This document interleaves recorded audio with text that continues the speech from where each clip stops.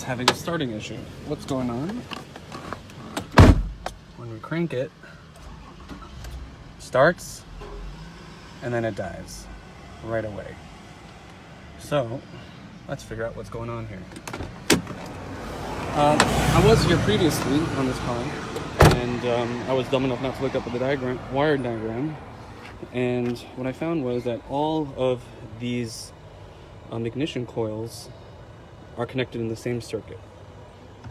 So they all get a reading from the computer, and they're all supposed to have a 5-volt reference. And as you can see, this is in the 5-volt reference wire, but it's not getting 5 volts.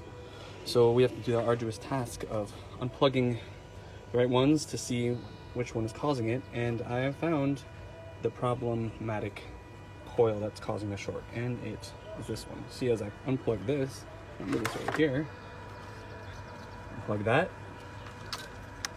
goes up to 5, meaning that this is bad, and the car should run. Watch.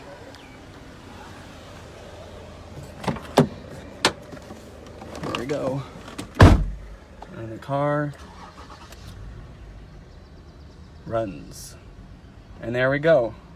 That's a fix. We just need to get a new coil now.